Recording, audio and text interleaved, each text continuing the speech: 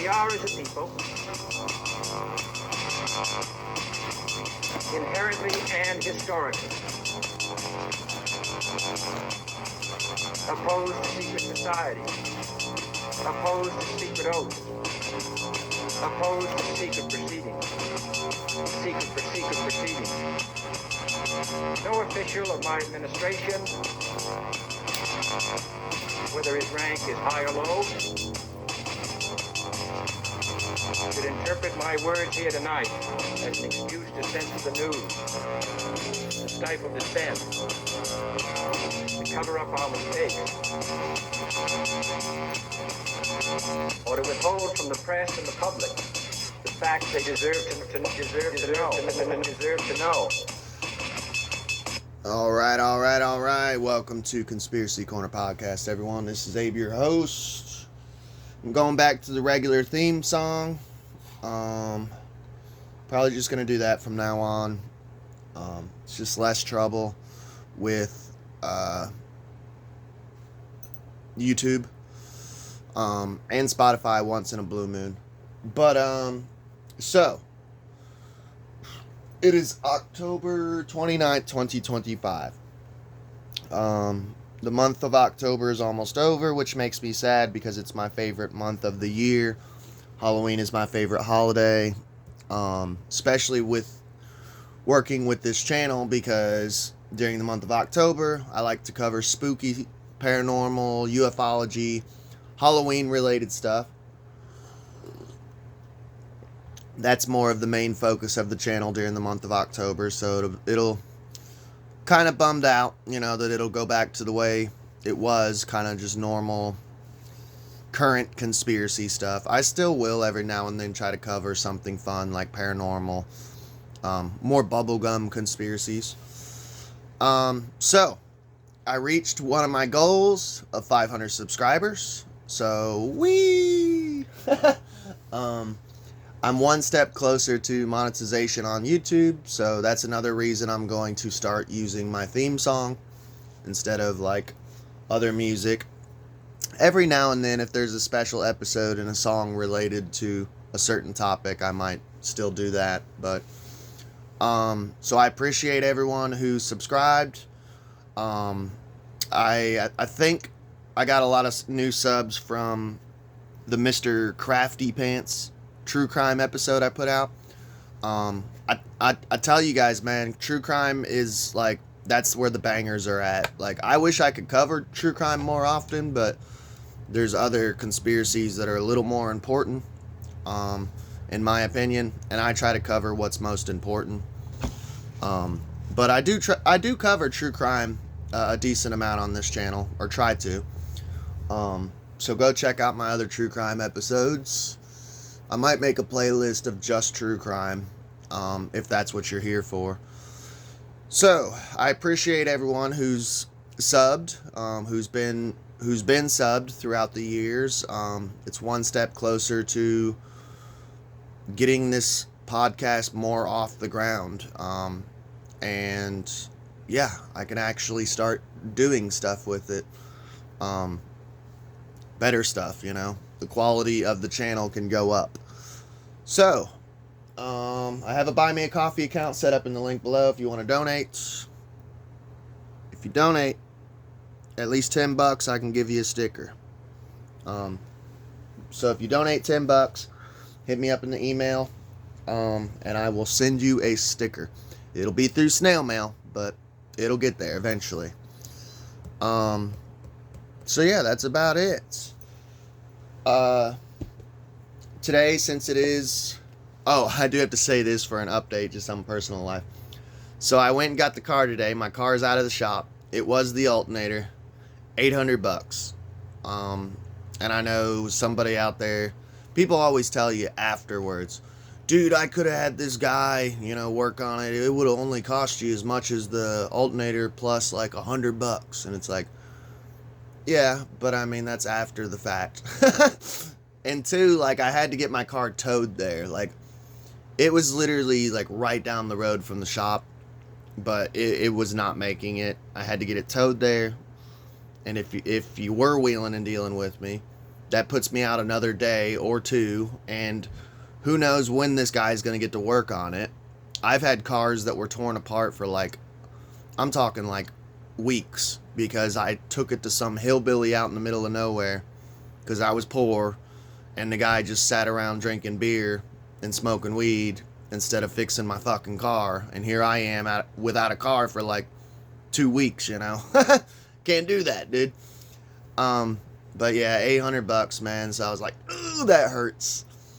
But I'm glad it's back on the road and moving, you know. So today we're doing an episode from Paranormal Kentucky.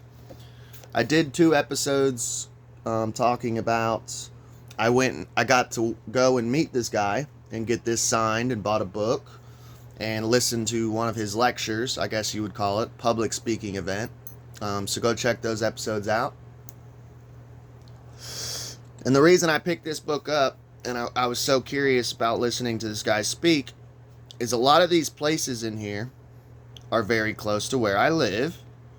And not only am I going to cover it in a podcast form, but I'm going to go out and try to travel and check these places out. If you're a long-time listener of the channel, you know that me and Sammy do cryptid hunting, not crypto hunting. We check out ufological spots. We check out paranormal areas. That's what we do for fun, and we try to document it. So a lot of these places in here I will check out. So let's get on with the show. So this story is called The Long Road Home. It's 3 women abducted by aliens. What started out as a pleasant dinner among friends turned into a shocking and traumatic experience for 3 Casey County women, which is pretty close to here. And after alcohol-free, spur-of-the-moment celebration of Mona Strafford's 36th birthday at a favorite restaurant near Lancaster on January 6, 1976, I lived in Lancaster. Actually, I did an episode, My Mom's Haunted House. Go check it out.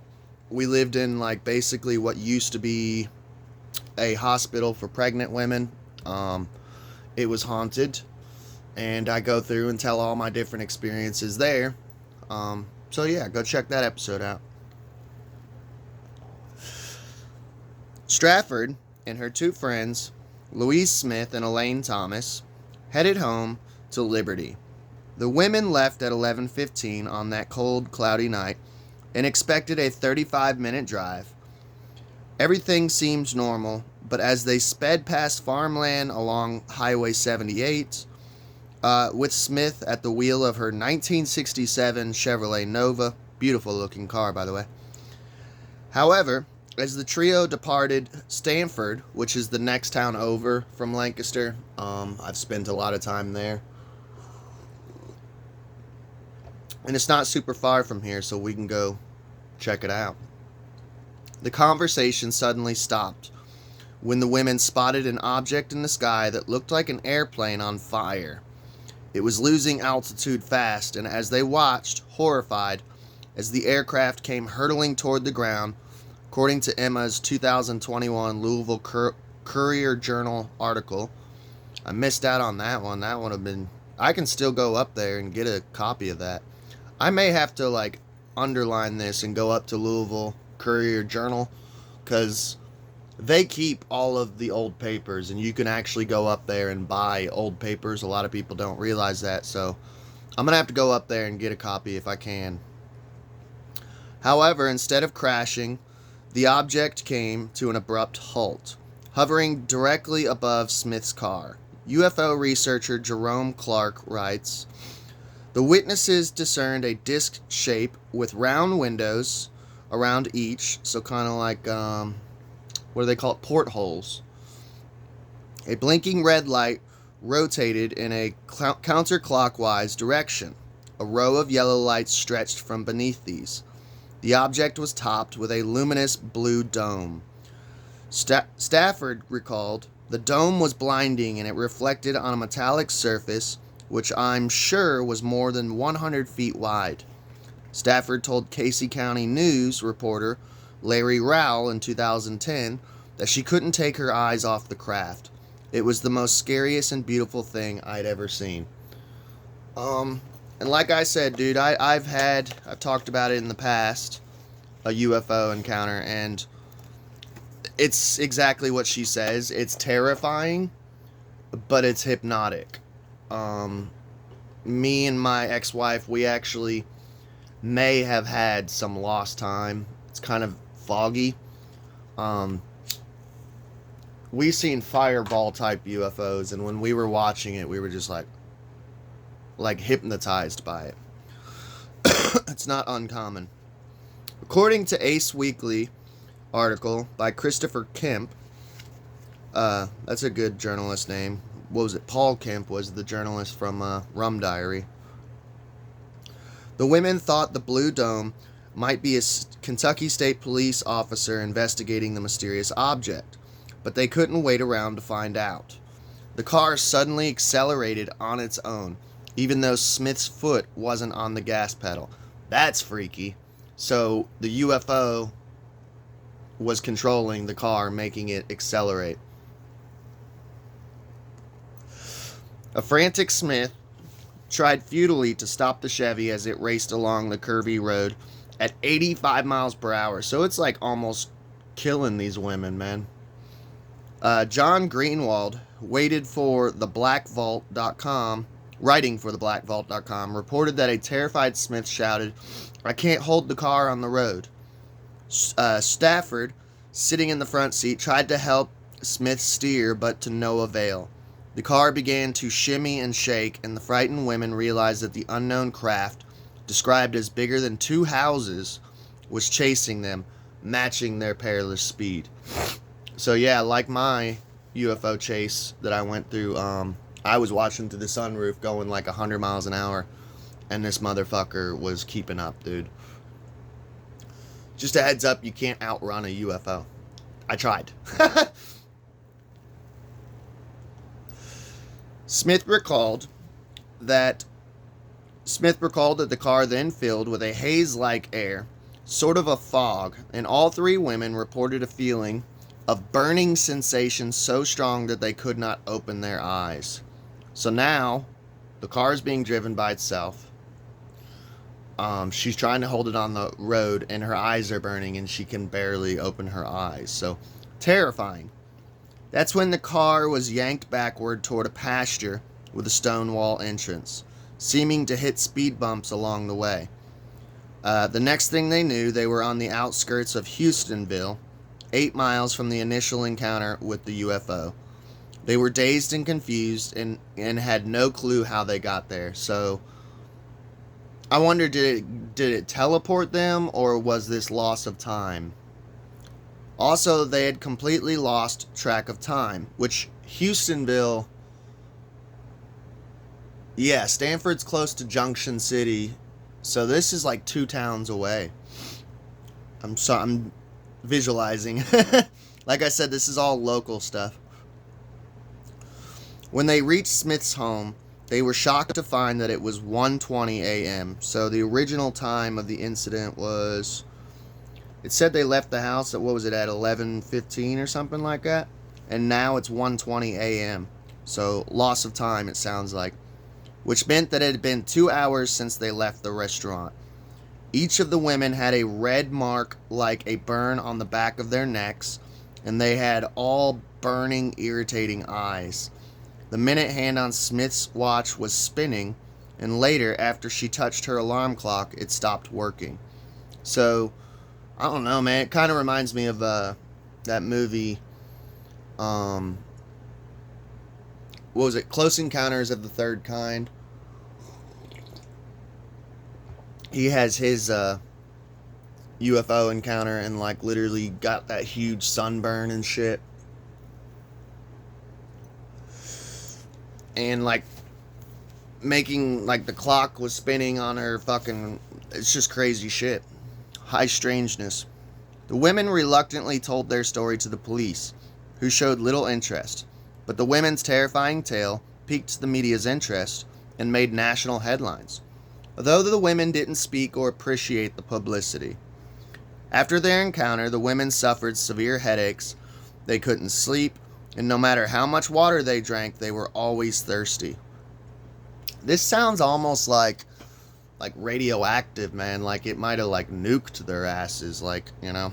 The lost weight, they lost weight and chain smoked, fearful that the UFO might return, which is common, dude. Like after my experience, I was terrified for like several weeks afterwards, to even leave the house and shit. The three friends couldn't remember if they had simply blacked out or if they had been abducted, probed, and experimented on during the time they lost.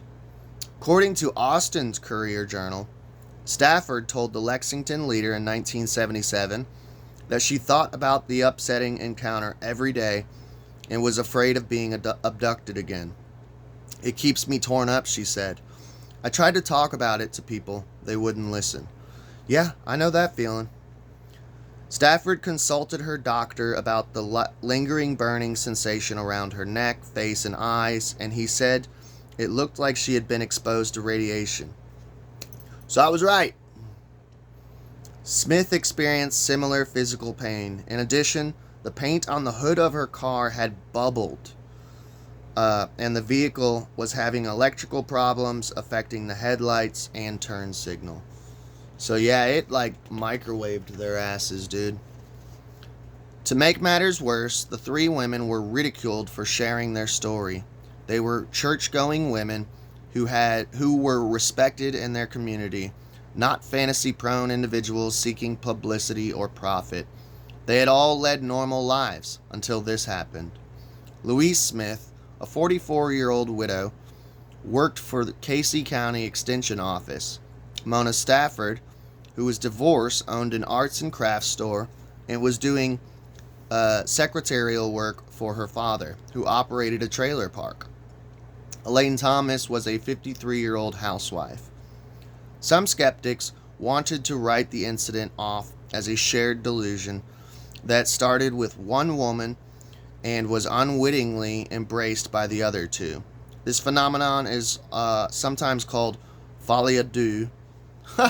That was what the name of the newest Joker was, but shared delusion, or the foolishness of two. But Smith, Stafford, and Thomas weren't the only ones who saw UFOs in Casey. A mile south of Houstonville, told Danville reporter Brenda Edwards. I lived in Danville for years. Brenda Edwards that her family watched an unknown object in the sky for about 2 hours on January 9th and 19th. It had blue lights and would travel very fast for a time, and then would come back slowly. It would flash off and on, and at times there was a dim red light. Coffey said the object made no sound, appeared larger than a star, and might have been thousands of miles from the Earth. Greenwald reported that additional witnesses described a ring of reddish-orange lights around a disc-shaped flying object. The corroborating descriptions make the Casey County incident one of the better documented cases of a UFO sighting and abduction. And such cases may be more common than we realize. According to paranormal researcher Coleman Larkin, the UFO Reporting Center estimates that 30 out of every 100,000 Kentuckians have seen some sort of aerial phenomenon, and that's just the number of people who have reported such cases. So yeah, I mean, I seen it. I never reported it.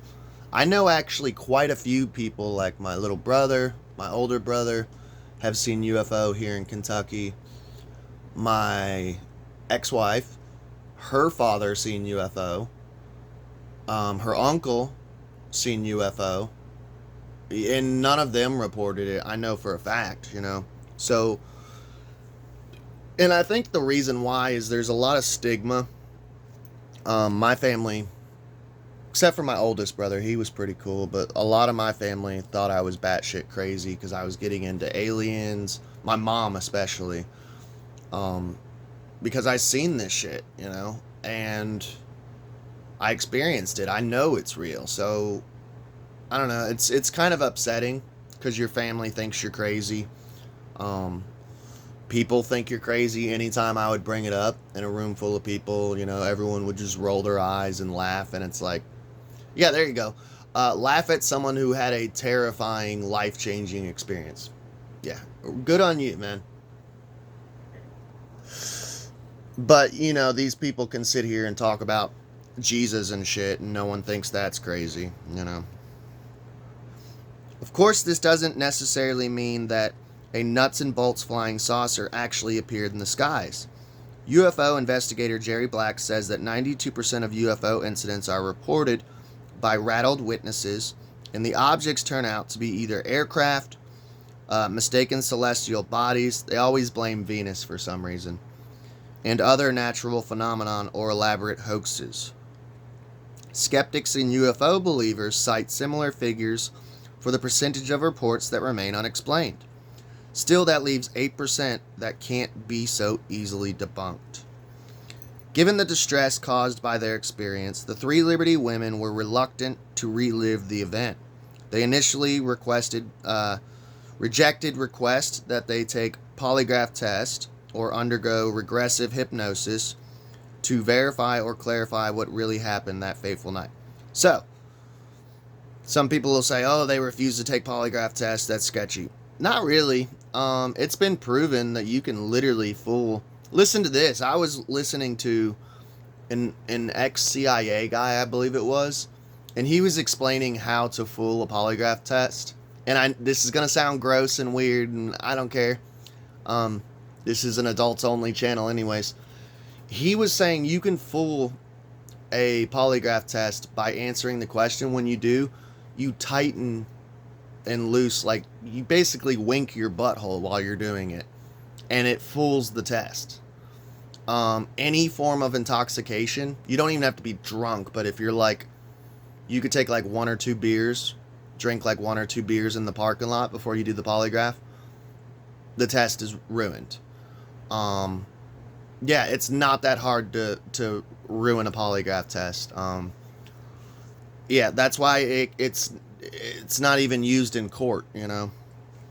Also, I understand why they declined the regressive hypnosis, because it's terrifying enough to see and be chased by a UFO. I mean, this UFO literally took control of their car, accelerated it, almost murdered all three of them in the car. I could see why they would decline that and be like, no, I don't want to relive this experience, you know. They hoped that with time, their distress would disappear, like the flying object itself, but trauma doesn't work that way. After 2 months of struggling with the aftermath of their experience, all three consented to be polygraphed and hypnotized, so they finally gave in. The National Enquirer, they suck, dude, offered to pay the expenses in exchange for exclusive rights to the women's story. Dr. Lee, I would like to find that National Enquirer issue, though. In the rights for the women's story, Dr. Leo Sprinkle, a consultant, sorry, I'm not trying to make fun of him, but it's a funny last name, a consultant to the science-based Aerial Phenomenon Research, APRO, organization, conducted the regressive hypnosis sessions on March 7th, 1976. Transcript from those sessions suggests that something disturbing happened, but the women's recollections differed on so many of the details. Mona Stafford, the first to be hypnotized, recalled witnessing what appeared to be an imminent plane crash. This memory upset her so much that she started crying uncontrollably, so the session ended there. While Dr. Sprinkle questioned Louise Smith and Elaine Thomas under hypnosis, another interviewer showed Stafford drawings of aliens. This was apparently the first time the word alien was mentioned during the investigation.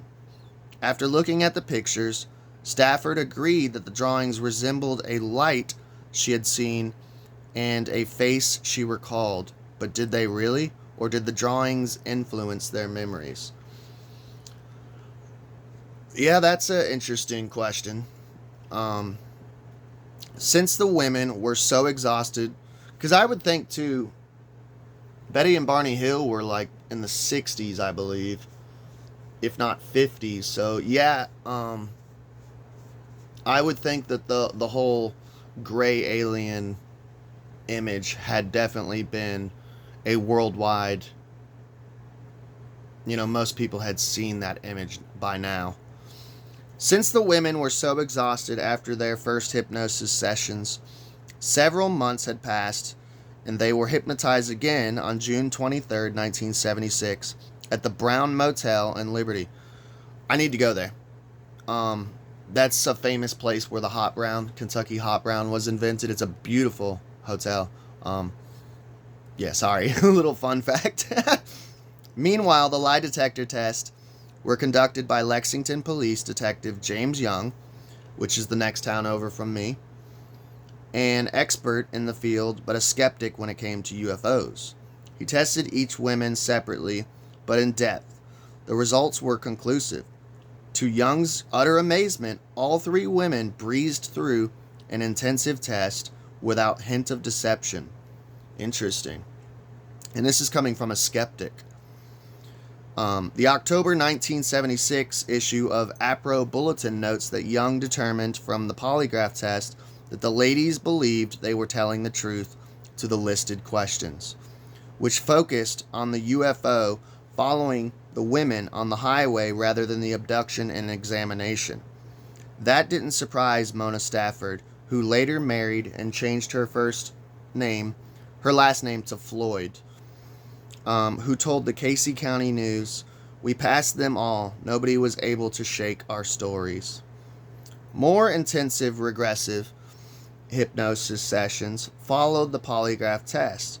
They were emotionally draining for the women and for anyone watching. The details of what occurred on that harrowing night came slowly, hauntingly, painfully. The fear elicited by those captured memories were apparent from their painful body contortions and movements.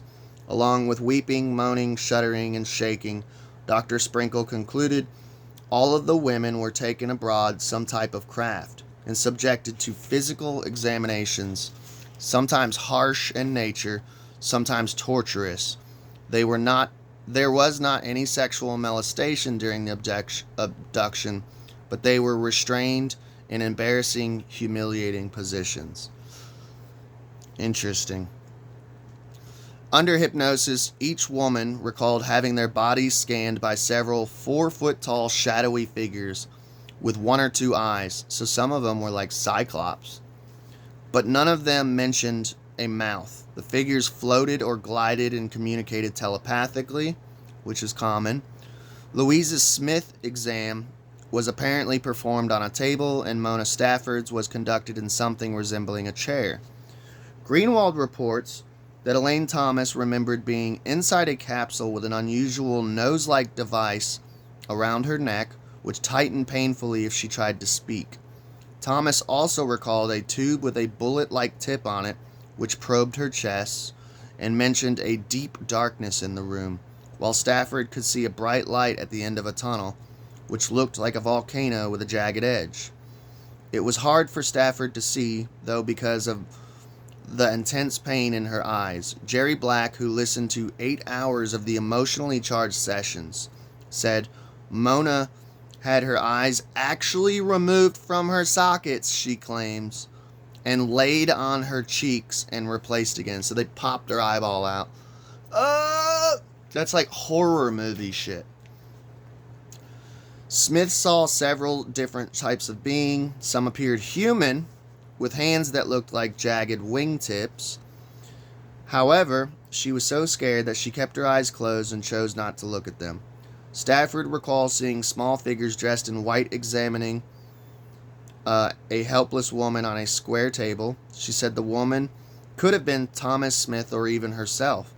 Although the woman claimed their arms and legs were twisted painfully, none reported that they were actually tortured. Having your eyeballs popped out and being twisted and contorted, I don't know, I would consider that torture. So to summarize, we have a UFO, lost time, altered reality, medical consequences, and memory of being guinea pigs in alien experiments. What can we make of all this? As already noted, the shared delusion seems unlikely given the additional eyewitness accounts of UFOs. Skeptics claim the women were tired after a day's work, followed by a long but pleasant dinner at the restaurant, and probably experienced highway hypnosis. No. A condition in which the car's occupants are lulled into a state of relaxed consciousness by the monotony of traveling along a dark highway. The travelers are not technically asleep, but they're in a little understood and highly suggestible state in which they might remember waking dreams of aliens or flying saucers and confuse TV or Hollywood depictions with real events.